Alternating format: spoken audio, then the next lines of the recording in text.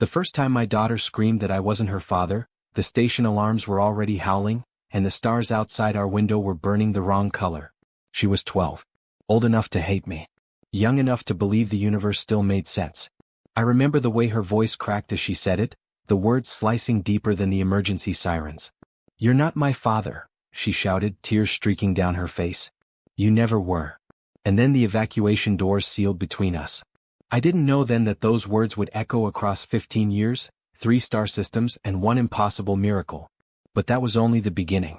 The Helios Drift Station was never meant to be a home.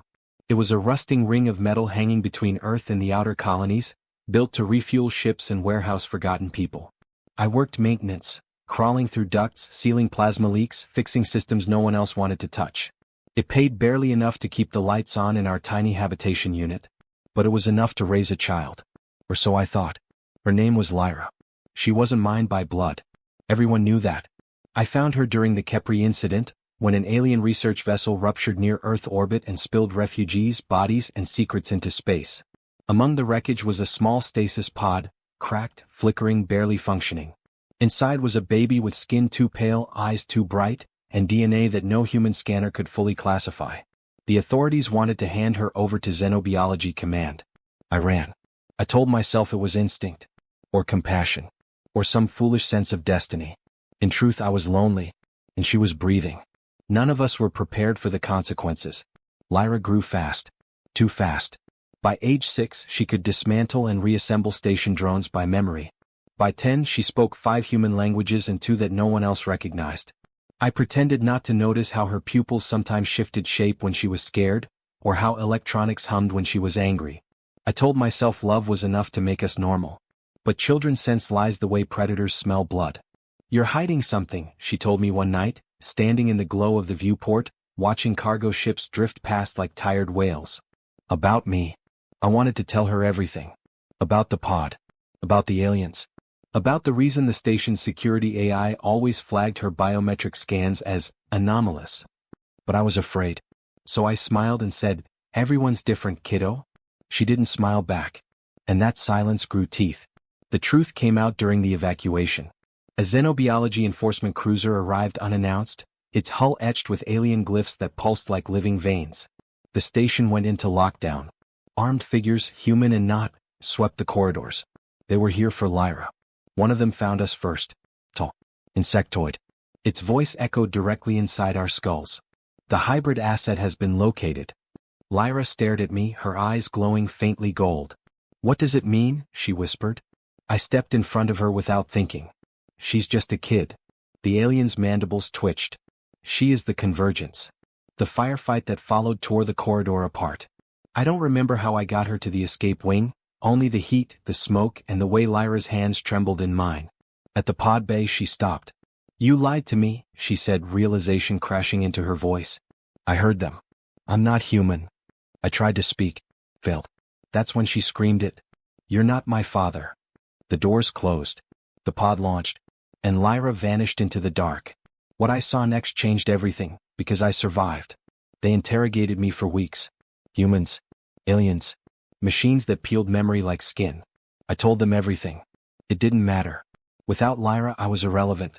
Eventually, they let me go. The galaxy moved on. I didn't. I took jobs no one wanted. Frontier repairs. Derelict salvage. Deep space runs where the stars looked like scars. I aged. I broke. I dreamed of golden eyes watching me from the dark. Every year on her birthday, I recorded a message I never sent. "I hope you're safe," I'd say to empty space. "I hope you forgive me." But forgiveness, like gravity, takes time.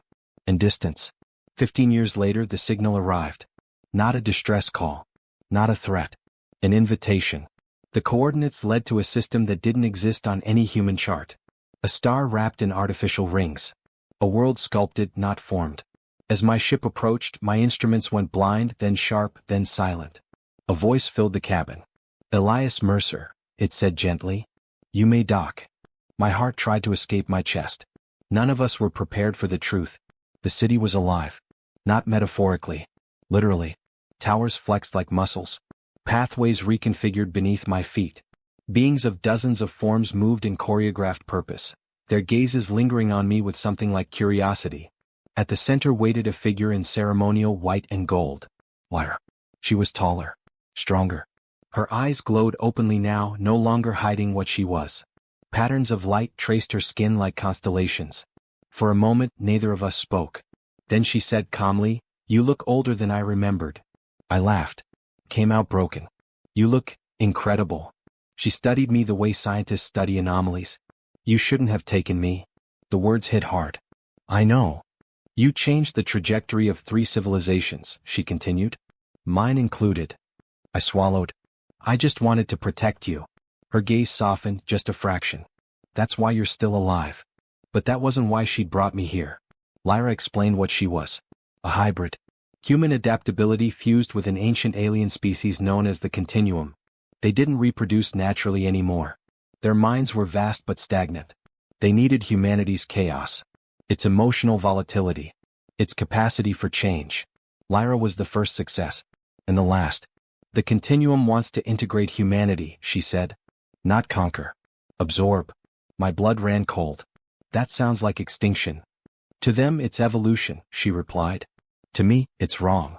That was the turning point. The child who'd screamed at me was now standing between humanity and oblivion. And she needed my help. They listen to you? I asked. They tolerate me, Lyra said. Because I'm useful. But I still think like you. She looked away.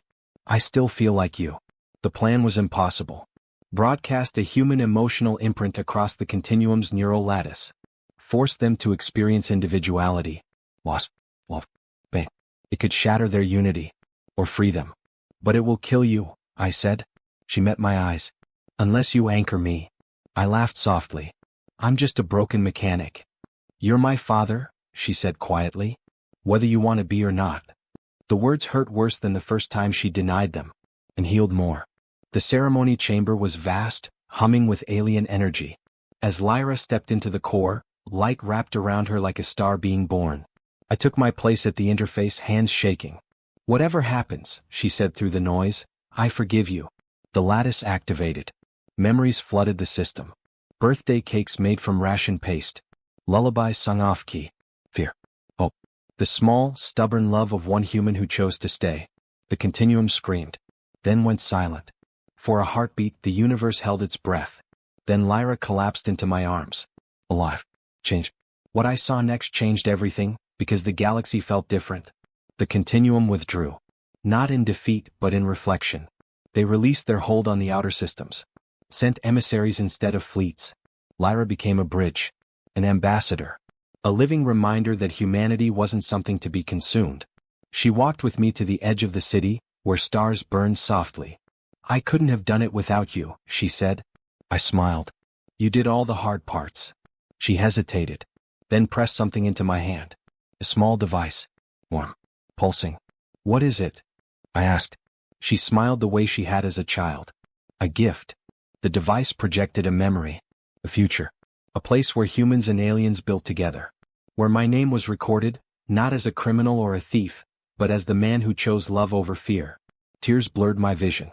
You came back, I whispered. She nodded. I had to. The stars shifted. And for the first time since that screaming day on Helios Drift Station, I knew the truth. Family isn't defined by blood. It's defined by who comes back for you when the universe tries to take everything away.